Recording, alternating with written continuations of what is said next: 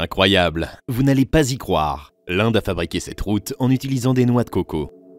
Bonjour et bienvenue dans notre vidéo sur un développement incroyable qui a eu lieu en Inde. Vous n'allez pas le croire, mais le pays utilise un matériau unique et durable pour construire des routes dans les zones rurales. Ce matériau n'est autre que les géotextiles de noix de coco. Cette solution est non seulement respectueuse de l'environnement, mais elle offre également des opportunités économiques à la population rurale. L'utilisation de géotextiles de noix de coco dans la construction de routes est un concept nouveau et innovant qui gagne en popularité en raison de sa durabilité, de sa résistance à la pourriture et aux attaques microbiennes. Dans cette vidéo, nous allons examiner le processus de production de ces géotextiles et les étapes de la construction de routes à l'aide de ceux-ci. Nous vous présenterons également le Quarr Board of India, un organisme statutaire créé par le gouvernement indien en vertu de la loi sur l'industrie du quarr de 1953, dont le principal objectif est de promouvoir et de développer l'industrie du quarr, fibre de coco, en Inde. Partie 1. La production des géotextiles de coco.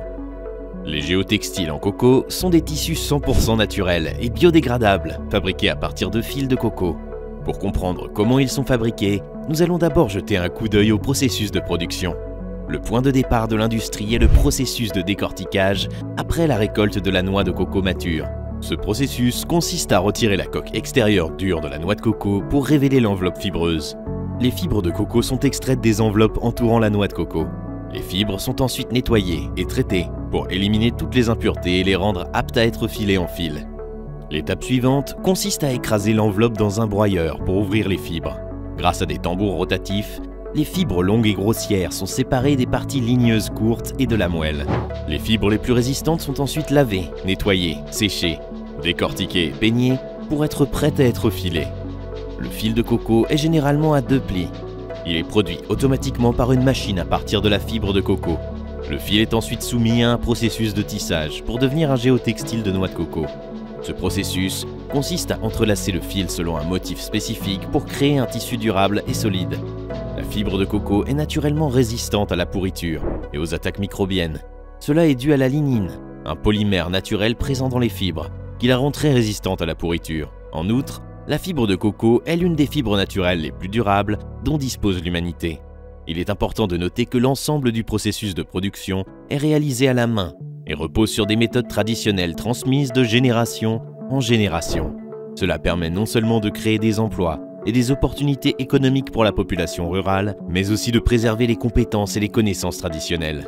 En outre, le Quarr Board of India joue un rôle crucial dans la promotion et le développement de cette industrie, en fournissant un soutien et des ressources aux personnes qui y travaillent.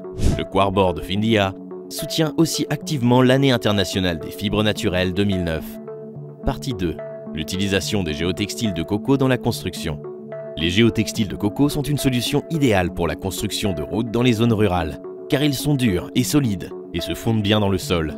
Ils maintiennent le sol en place et empêchent l'érosion, en dissipant la force des fortes pluies et des eaux de ruissellement. Ceci est particulièrement important dans les zones rurales, où le sol est souvent meuble et facilement emporté par les fortes pluies.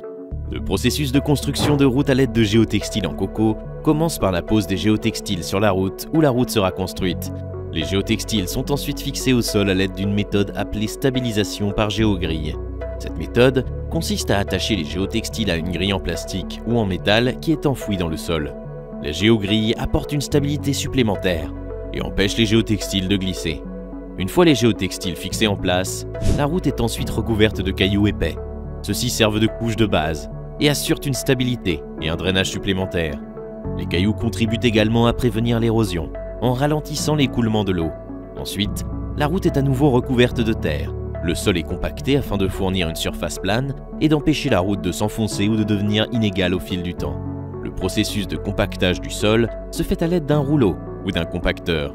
Le processus suivant est le même que pour une construction en asphalte standard.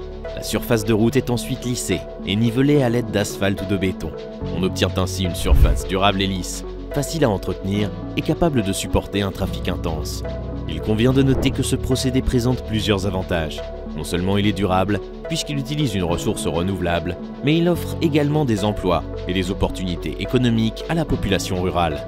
Cela peut contribuer à réduire la pauvreté et à améliorer le niveau de vie dans les zones rurales. En outre, l'utilisation de géotextiles en coco dans la construction de routes est également une solution rentable, car elle nécessite moins de matériaux et de main-d'œuvre que la construction traditionnelle en asphalte. Cela peut permettre d'économiser des coûts importants et de construire davantage de routes dans les zones rurales, améliorant ainsi le transport et la connectivité. En résumé, l'utilisation de géotextiles en coco dans la construction de routes est une solution durable, rentable et innovante, qui non seulement profite à l'environnement, mais offre également des opportunités économiques à la population rurale. Le Quarbord of India joue un rôle crucial dans la promotion et le développement de cette industrie, en fournissant un soutien et des ressources aux personnes qui y travaillent. Partie 3. Le Quarbord of India. Le Quarbord of India est un organisme statutaire établi par le gouvernement indien en vertu de la loi sur l'industrie du coir en 1953. L'objectif principal du Quarbord est de promouvoir et de développer l'industrie du coir, fibre de coco, en Inde. Le Quarbord est basé à Kochi et à Alappuzha, avec des bureaux régionaux dans différentes parties de l'Inde, partout où l'industrie est présente. Le Quarbord travaille à la promotion, la recherche, l'éducation et la formation de l'industrie. Le Quarbord of India est chargé de fournir un soutien et des ressources à l'industrie du coir, notamment en finançant la recherche et le développement, les programmes de formation et les activités de marketing et de promotion. Le Quarbord s'efforce également d'améliorer le niveau de vie des personnes travaillant dans l'industrie en leur fournissant une aide financière et d'autres avantages. L'un des principaux objectifs du Quarbord est de promouvoir l'utilisation des produits en fibre de coco, tels que les géotextiles en fibre de coco dans divers secteurs. Le Quarbord s'efforce d'éduquer et d'informer les gens sur les avantages des produits en coco et sur la façon dont ils peuvent être utilisés pour améliorer l'environnement et soutenir le développement durable. Le Quarbord s'efforce également d'augmenter les exportations de produits en coir, ce qui peut offrir des opportunités économiques à la population rurale. L'industrie du coir est l'une des industries traditionnelles de l'Inde qui reste importante sur le plan économique. Elle emploie plus de 700 000 personnes, dont la majorité provient des zones rurales et appartient aux sections économiquement faibles de la société. Cela signifie que l'industrie du coir joue un rôle crucial en fournissant des emplois et des revenus à la population rurale, ce qui peut contribuer à réduire la pauvreté et à améliorer le niveau de vie. Le Quarbord a travaillé activement pour soutenir l'année internationale des fibres naturelles 2009. Il encourage également l'utilisation de produits en fibre de coco dans divers secteurs, notamment la construction, l'agriculture, l'horticulture et d'autres industries. Shir Sudhir Garg est l'actuel président du Quarbord of India. Sous sa direction, le Quarbord of India s'efforce d'améliorer la croissance de l'industrie du coir et de promouvoir l'utilisation des produits en coir dans divers secteurs. Le Quarbord of India est un organisme statutaire créé par le gouvernement indien, dont le but principal de promouvoir et de développer l'industrie du coir. Il fournit un soutien et des ressources à l'industrie, notamment des fonds pour la recherche et le développement, des programmes de formation et des activités de marketing et de promotion. Le Quarbord s'efforce également d'améliorer le niveau de vie des personnes travaillant dans l'industrie, en leur fournissant une aide financière et d'autres avantages. L'industrie du coir est l'une des industries traditionnelles de l'Inde qui est encore importante sur le plan économique, fournissant des emplois et des revenus à la population rurale, ce qui peut contribuer à réduire la pauvreté et à améliorer le niveau de vie. En conclusion, l'utilisation de géotextiles en coco dans la construction de routes rurales en Inde est une solution innovante et durable, qui non seulement profite à l'environnement, mais offre également des opportunités économiques à la population rurale. Le processus de production des géotextiles de coco est basé sur des méthodes traditionnelles soumises de génération en génération, fournissant des emplois et préservant les compétences et les connaissances traditionnelles. L'utilisation de géotextiles en coco dans la construction de routes est une solution durable, rentable et innovante, qui maintient le sol en place, empêche l'érosion et dissipe la force des fortes pluies. Le Quarbord of India joue un rôle crucial dans la promotion et le développement de cette industrie, en fournissant un soutien et des ressources aux personnes qui y travaillent.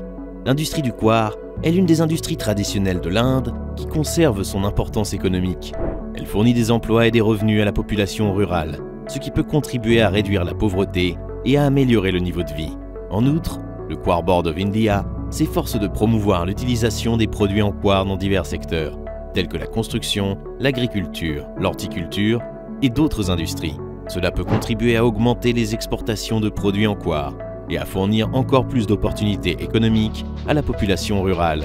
Le Quarbord of India soutient également activement l'année internationale des fibres naturelles 2009 dans Ensemble, l'utilisation de géotextiles en coco dans la construction de routes rurales en Inde est un exemple brillant de la manière dont les solutions durables peuvent non seulement être bénéfiques pour l'environnement, mais aussi offrir des opportunités économiques et améliorer le niveau de vie de la population rurale. Nous espérons que cette vidéo vous a fourni des informations précieuses et un aperçu de ce développement étonnant qui se produit en Inde.